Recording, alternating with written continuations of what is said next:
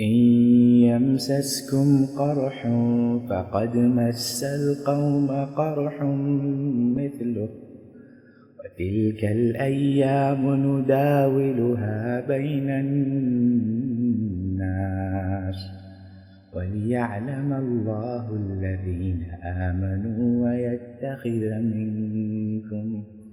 ويتخذ منكم شهداء والله لا يحب الظالمين.